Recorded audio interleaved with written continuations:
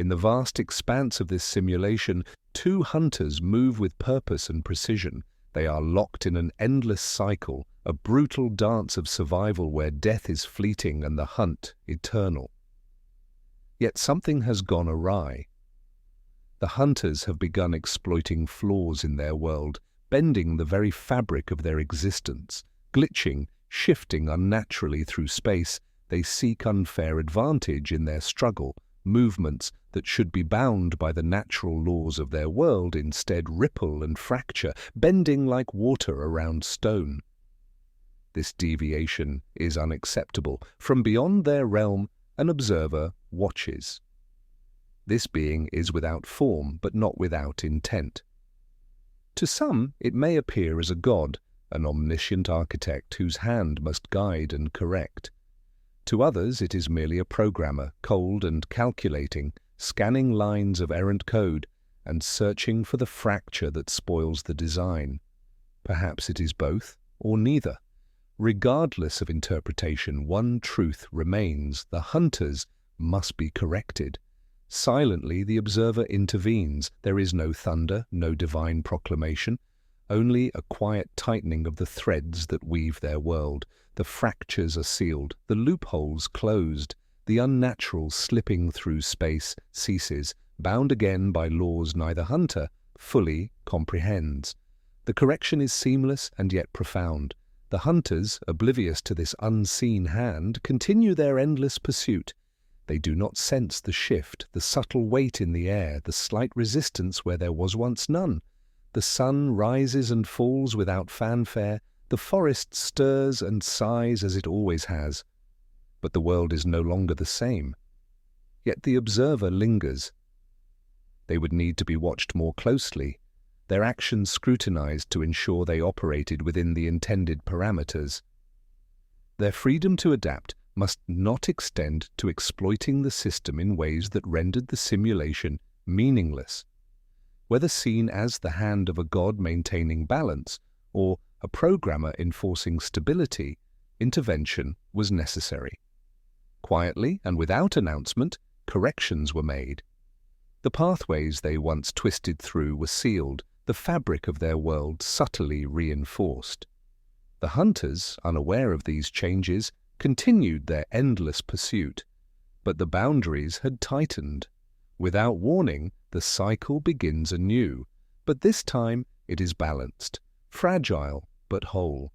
And as the hunters move once more through the tangled wilderness, they do so under a sky that watches and waits, rebooting simulation. I open my eyes on a new day. Perched high upon a jagged ridge, I gazed down at the dense forest below, where the figure of the hunter moved with quiet certainty. He was methodical, yet there was a restless energy in him, a boldness that bordered on arrogance. I had observed him long enough to understand his habits, to learn the cadence of his steps and the calculated stillness he used to mask his next move. Yet it was his uncanny ability to slip through space, those unnatural, flickering shifts in position, that had kept him beyond my reach. But today, I would account for that. I studied the terrain, eyes narrowing as I traced his intended path through the underbrush. He favored the low ground where the trees grew dense, using the shadows to obscure the telltale shimmer that preceded his vanishing. His routine was predictable now, though no less dangerous. To engage him directly was to invite failure. Instead, I would let him fall victim to his own confidence. Slowly, carefully, I nocked an arrow and drew the bowstring taut. The shaft was aimed at him. It was not a careless shot, but a deliberate distraction. It was not meant to strike. I would give him something to react to, something to evade. The shot would cause him to shift through space. He would reappear in the clearing ahead, precisely where I intended him to be, so that he may reform just as my second arrow struck him. I exhaled slowly and released the first arrow. It whistled through the crisp morning air. His body shifted ever so slightly, weight pulling backward as he prepared to blink out of sight. And yet he remained. It struck him. The sound of impact, a heavy, wet thud, was jarring in the stillness. The arrow buried itself deep into his chest, and for a breathless moment he simply stood there, frozen in disbelief. His eyes, so often filled with silent calculation, now seemed distant, bewildered. One hand rose slowly to the shaft, fingers brushing against the fletching as though expecting it to dissolve beneath his touch. But it remained, solid, real.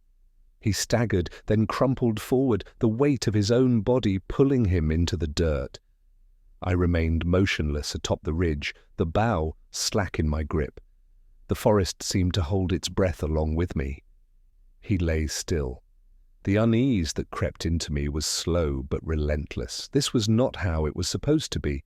For all his arrogance, the hunter was not careless. His death, so sudden, so absolute, felt wrong. I stared at him, expecting movement, expecting correction, but none came. The forest, once a living, breathing thing, now felt hollow. The rustling of leaves, the distant calls of birds, even the scurry of small creatures beneath the underbrush seemed dampened, muted, as though the world itself recoiled from what had transpired. The silence pressed in around me, a suffocating stillness that clung to my skin and seeped into my bones. I descended the ridge with slow, deliberate steps, my movements cautious but without purpose. My senses, once so finely attuned to the subtle rhythms of the wild, now found nothing to grasp. Every snapping twig beneath my feet echoed too sharply. The air, once filled with the scent of pine and damp earth, seemed thin and flavorless. I hunted, but it felt like ritual more than necessity. My hands moved of their own accord, setting snares, notching arrows, but the motions felt distant, disconnected. The game that once darted through these woods seemed fewer now, or perhaps I had lost the will to notice them. Even when I caught sight of a hare nosing through the underbrush, I hesitated, bow half raised, before letting it go. The kill felt meaningless. By midday, I busied myself with repairing the crude shelter that had served me for countless nights. I reinforced its walls with branches and dried leaves, patched the roof where the rain had once seeped in. Yet each improvement felt hollow, as though I were fortifying a place I no longer belonged. My eyes drifted often to the tree line, expecting, though I could not say why, that the hunter might step through it, smirking as though this had all been a ruse. But the woods remained still. As the light faded, I gathered what little kindling I could and set a small fire. The flames flickered weakly, casting long, skeletal shadows across the ground. I sat near it, staring into the embers, but the warmth could not reach the cold that had settled deep within me. The forest had always been a place of danger, of unspoken laws that governed hunter and hunted alike. Yet now it felt untethered. I sharpened my arrows by firelight, more to fill the silence than out of need. Each scrape of stone against wood echoed louder than it should have. The shadows beyond the fire danced and shifted, but nothing stirred within them. That night, sleep was a fleeting and hollow thing. I lay beneath a sky choked with stars, each one distant and indifferent. The wind stirred the trees, but it brought no comfort. My thoughts circled endlessly, returning always to the still body in the clearing, the way the arrow had struck and remained. The forest was empty now, and though I was alone, I could not help but feel I was being watched. The first light of dawn filtered through the canopy, casting dappled patterns on the forest floor as I stirred. I awoke in my crude shelter, the thin layer of leaves and pine needles that served as his bed clinging to my skin. The forest air was damp and cool, carrying the scent of wet earth and the faint rustle of life stirring to greet the day. My hand instinctively went to my bow, fingers brushing the worn wood for reassurance. The hunt would begin again. With practiced efficiency, I checked my gear, tightened the bindings on my boots, and scanned the surrounding forest for signs of movement. The stillness felt unnatural, as though the world itself held its breath.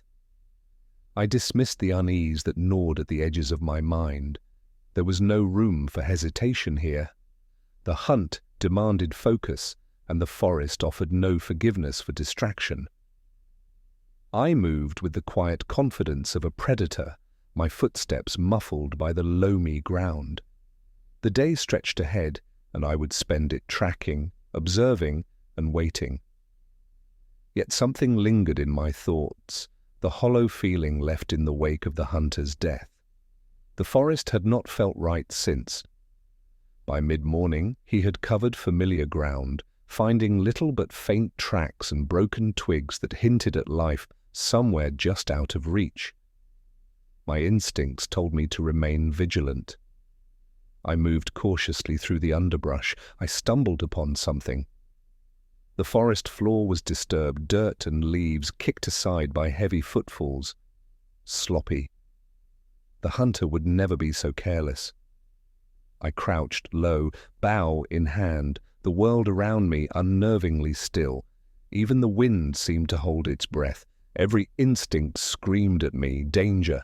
I melted into the shadows, becoming part of the forest itself, every muscle coiled and ready. My breath slowed, blending with the muted rustle of distant leaves. I waited. Time passed, how long I cannot say, before the hunter appeared. Yet it was not him as I knew him. He walked upright, unguarded, as though the forest belonged to him. No ear tilted toward the rustling leaves, no eye scanning for movement. Such arrogance invited death, yet I held my shot. Something was wrong. He moved beyond my sight, but then movement. Another figure, then another. 3, 4. All identical, all careless. 4 hunters. No, impossible. The first 3 walked carelessly past, yet the 4th halted, head tilting in quiet consideration. Slowly I raised my bow. The 4th pursed his lips and let out a soft, unnatural chirp. Like a bird, but not. The sound unsettled the air. I loosed the arrow without hesitation. It flew straight and silent. The figure crumpled without a sound, folding into itself like wet paper. The others turned in unison, their heads snapped toward me, mechanical in their precision. Eyes that once seemed empty now burned with intent. Cold, focused, I ran. The forest came alive with chaos around me. Branches clawed at my skin, thorns tore at my clothes, and the heavy footfalls of my pursuers thundered behind me. I moved with the desperate agility of a cornered animal, my body pushed to its limits as I darted through the underbrush. It was as though the forest conspired against me, every root and branch a trap, every shadow a lurking threat. My breath burned in my chest, each gasp sharper than the last. My legs screamed in protest, muscles on the verge of collapse, but I could not stop. I dared not stop. They were relentless. Fear gnawed at the edges of my thoughts, driving me forward, though I scarcely knew where to run. This forest, once familiar, now seemed alien and hostile. The world around me twisted and blurred as I ran, the air tearing at my lungs with every ragged breath. My vision narrowed, the greens and browns of the underbrush dissolving into a smeared canvas of desperation. My heart pounded in my ears, louder than the crashing pursuit behind me, yet I could feel them gaining, too close. Each step grew heavier, my legs trembled under me, weighed down by exhaustion. The ground became treacherous, littered with jagged roots and slick stones. I stumbled, my knees nearly giving out, but pure instinct wrenched me upright again. The shadows seemed to stretch, mocking me with every faltering stride. My mind screamed for rest, but instinct lashed me onward. I vaulted over a fallen log, my boots skidding across the damp earth as I landed hard. My momentum faltered. Cold fingers of fatigue tightened their grip around me, dragging me down. My breaths came in shallow, ragged gasps, each one a desperate plea for more time. But there was none. It happened without warning. My legs, overburdened and trembling, simply gave out. I collapsed forward, the coarse forest floor slamming into me with brutal indifference. The world spun as my cheek pressed into the dirt, the scent of earth thick in my nose. I tried to rise, arms twitching feebly beneath me, but they too failed. The pounding footfalls behind me grew louder, closer. But I could no longer move. My own weight pinned me to the ground, the last of my strength slipping away. My vision blurred, darkening at the edges until all that remained was shadow. The final sound I heard before the world vanished was the faint rustling of leaves, stirred by a wind that felt no longer real. And then, silence. I awoke to a dull ache suffusing my body, my limbs heavy and unresponsive. The forest I found myself in was unfamiliar, a tangled expanse of twisted roots and towering trees whose canopy blotted out the sky. The air hung damp and oppressive, carrying the faint scent of moss and decay. I could not recall how I had come to be here, only the frenzied chase that had drained me of all strength. Slowly I pushed myself onto my elbows, the coarse forest floor grinding against my skin. My head swam, and for a moment the world tilted violently before righting itself. I spotted a stream glinting faintly through the trees, its soft gurgle promising relief. Crawling toward it, I clung to the roots and rocks, each motion laborious and pitiful. The water was icy as I plunged my hands into it, scooping it to my parched lips. It shocked me back to some semblance of life. As I drank, I became aware of movement, a flicker at the edge of my vision. My hand froze mid-motion. I turned my head slowly, heart pounding, and there it was, a creature like none I had ever seen. It hovered a short distance away, its translucent wings beating with a faint, rhythmic hum. Its bulbous body, roughly the size of a human head, gleamed with an iridescent sheen that shifted in the dim light. Compound eyes reflected the forest in 1,000 fragmented images, but it did not approach. It simply hovered, watching. My breath caught in my throat. The thing was neither wholly insect nor machine, its presence uncanny, yet somehow oddly benign. For long moments we regarded each other, neither making a move. Then, with a jittering twitch of its wings, it disappeared back into the trees. That night I huddled by a small fire, too weak to move far from the stream. The forest pressed in around me, an oppressive presence that seemed to grow heavier with the descent of darkness. My mind lingered on the insect, its alien form stirring unease and curiosity in equal measure. Sleep came fitfully, haunted by visions of shimmering wings and inscrutable eyes. On the second day, it returned. I was stronger now, having drunk my fill of the stream and scavenged what meagre sustenance I could find. The insect seemed bolder this time, approaching with a cautious grace that belied its size. It landed on the mossy ground near me, its legs clicking softly as it settled. I froze, my gaze locked on the creature. Its eyes met mine, and I felt an inexplicable pull, a strange, otherworldly connection that defied logic. The world shifted, my surroundings dissolved into a suffocating darkness, and within it I saw a vision, a rabbit, trembling in fear, its body pressed low to the ground. Somewhere in the shadows, a predator waited, its intent clear and primal. There was a flash of movement, the rabbit's desperate leap, and then the predator struck. Silence followed, a hollow, echoing silence that lingered even as the vision faded. When I returned to myself, the insect was still there, watching me. I could feel the connection lingering like a thread drawn taut between us. It chirped, a high, lilting sound, and rose into the air, its movements suddenly playful. It darted forward, then paused, its body twisting in mid-air as if beckoning me to follow. Despite my weariness, I rose to my feet, compelled by something I could not name. The insect led me through the forest, its path winding and deliberate. We came to a hole in the ground where two more of its kind were dragging the limp form of a rabbit. Their movements were mechanical, precise, yet there was something communal in their effort.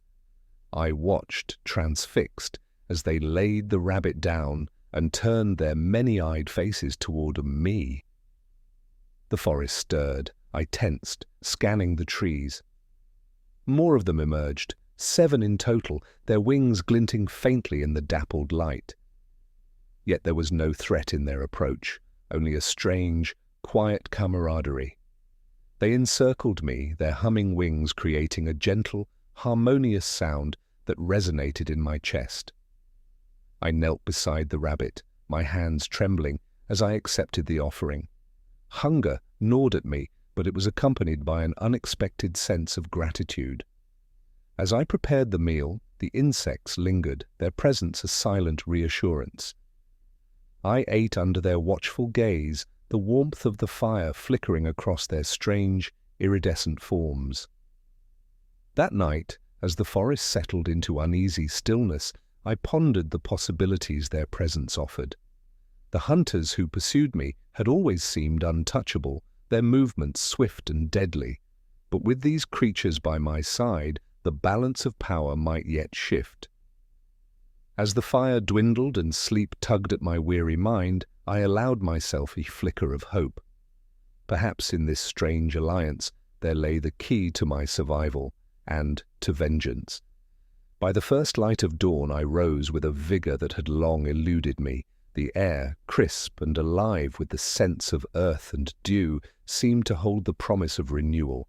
My body, though still aching from the ordeal, now carried a strength born of sustenance and an ember of hope.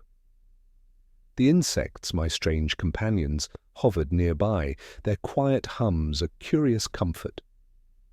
I busied myself with gathering supplies, stones and branches, fibers from bark, and set to work crafting a crude spear.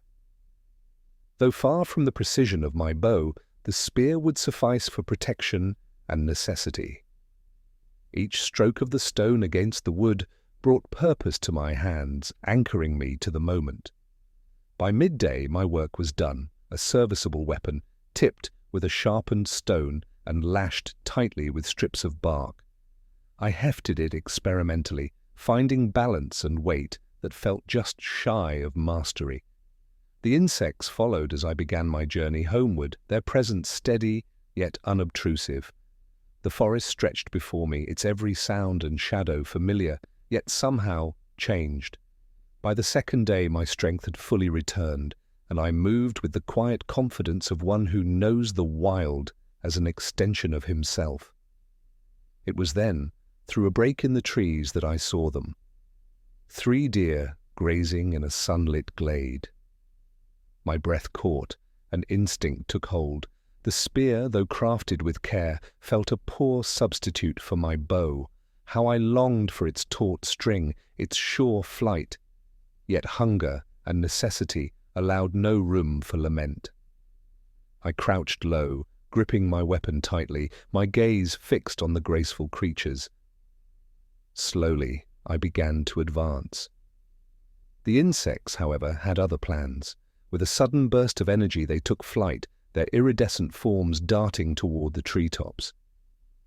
I paused, startled by their abrupt departure. My eyes followed their ascent, and as I watched, a strange sensation overtook me, a pull, both subtle and insistent. The forest dissolved. I was no longer bound to the earth, but soaring above the treetops, my vision sharp and unclouded. The wind rushed against me, though I felt no weight nor resistance. Below, the deer moved, unaware of the danger descending upon them.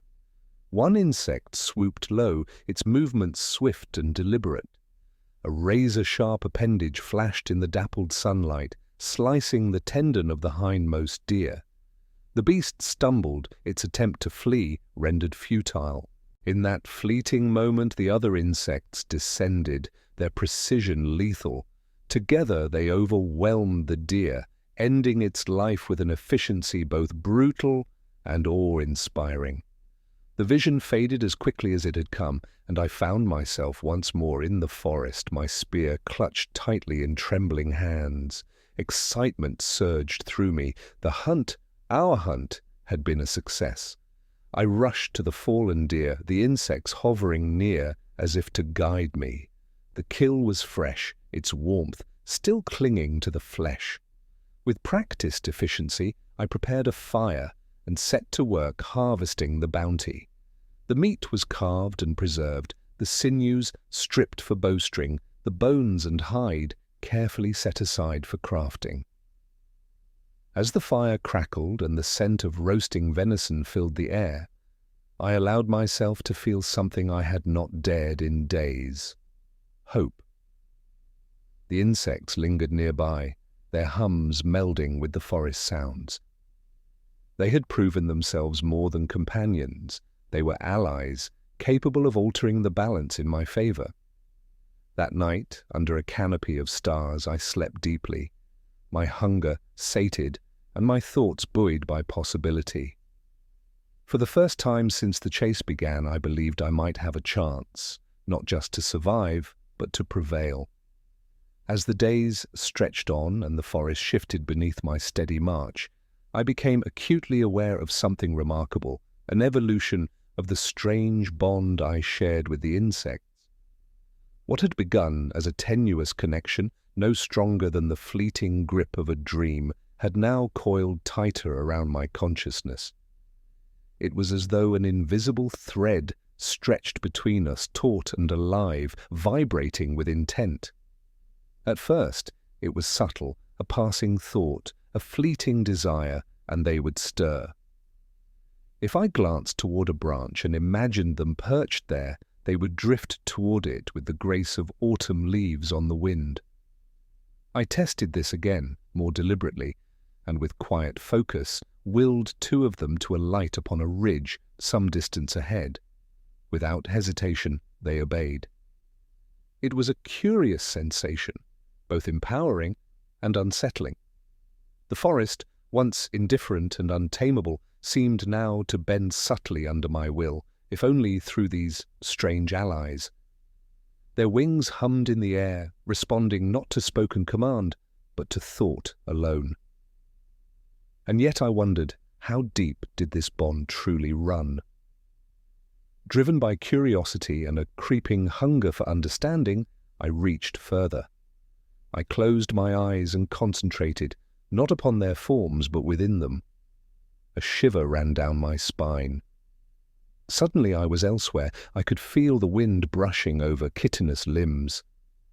The world spread vast before me, a tapestry of treetops swaying like waves upon a green sea. My perspective had sharpened and stretched, seeing far beyond the reach of my human eyes. I drifted forward, weightless, a ghost carried upon silent wings. It was during one of these flights that I glimpsed it. Beyond the rolling woods, rising faintly through the canopy, there it was, smoke, thin and pale, coiling upward in lazy spirals. I blinked, scarcely believing it. Smoke meant fire and fire meant life. I had done it. I had come full circle. Home was near. Yet the elation that welled within me was swiftly tempered by caution. If there was smoke, there were people. And people could mean danger as much as salvation. I could not afford the luxury of joy, not yet. I severed the connection with the insect, the world rushing back to me in a disorienting lurch. The forest around me felt closer now, its shadows deeper and more watchful. I drew a slow, steadying breath, the spear heavy in my grip. No, I would not stumble blindly into whatever awaited me. The hunters had taught me that much. I would be patient. I would be deliberate. Turning from the distant smoke, I melted back into the embrace of the forest, each step careful and soundless. Twilight was beginning to slip across the sky, the world softening into shades of grey and shadow. Night would soon fall, cloaking the land in secrecy. And under that cover I would strike. Night had settled over the forest like a heavy shroud, each shadow stretching longer, deeper, until the world seemed made of nothing but darkness and the faint rustle of leaves. The air had turned cold and still, muffling sound and holding breath. Every step I took was careful, deliberate, each footfall placed with a hunter's precision. My companions moved with me, silent phantoms gliding between the trees, their wings stirring the air without a sound. We crept closer. The camp was nestled in a clearing, its crude shelter and smouldering fire casting weak pools of orange light that barely held back the dark. I crouched low behind the twisted roots of a fallen tree, the insects hovering nearby, waiting, attentive. With a slow, steady breath, I reached outward with my mind, seeking through the thin tether that bound me to them. One of the insects rose soundlessly, wings shimmering in the pale glow of the moon. Higher it climbed, slipping into the branches of a towering pine above the camp. And then, I was no longer beneath the tree, I was above, gazing through fractured, glimmering eyes. The scene unfolded beneath me in sharp, unyielding clarity. 2 hunters lay sprawled beside the dying fire, their weapons carelessly at their sides. Their chests rose and fell with slow, untroubled breaths. But there was no sign of the third. I urged the insect to turn, to search. Slowly, the creature pivoted on its spindly limbs, its many-faceted eyes sweeping the darkened perimeter. And then, motion. The third hunter. He stood in the shadow of the trees, a figure cut from stone, his face grim and sharp with focus. In his hands, a bow already drawn, the arrow aimed not at me, but at my eyes.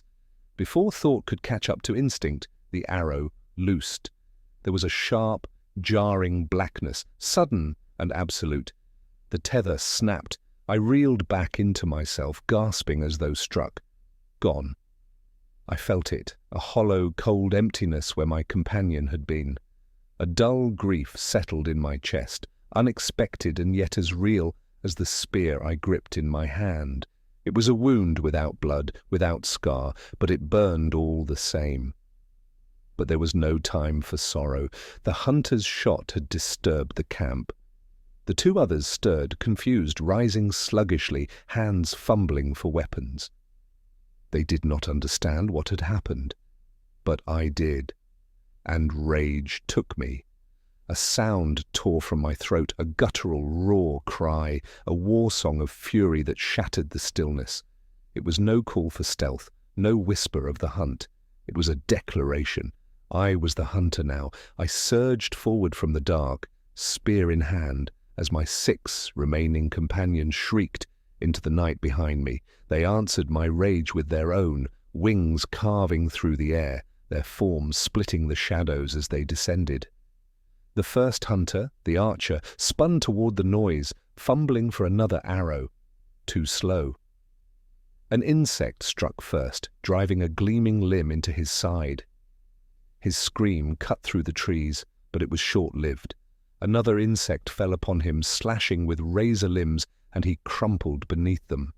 The second hunter lunged toward the fire, scrambling for his blade, but I was upon him. My spear thrust forward, the stone tip catching him in the gut. His breath hitched, a wet, choking sound. He clawed at the shaft, but I drove it deeper, twisting until his strength left him, and he collapsed. The last, he tried to flee. I saw it in his eyes, that widening terror. He turned, scrambling into the woods, but the insects were faster. They swarmed, wings beating like drums of war. One sliced into his leg, toppling him to the ground. Another tore at his arm as he tried to rise. I closed the distance in a breath, my chest heaving with exertion and fury. I did not hesitate. My spear rose and fell again and again, until the forest grew still. The silence that followed was suffocating. The fire hissed as blood dripped into the coals. The night air smelled of blood and smoke. I stood amidst the wreckage, my breath ragged, my body trembling with spent fury. Around me the insects hovered, circling slowly, their wings whispering through the trees. I looked upon the ruin I had wrought and felt no remorse. Only the faint, echoing sorrow for the one I had lost. The hunt was over.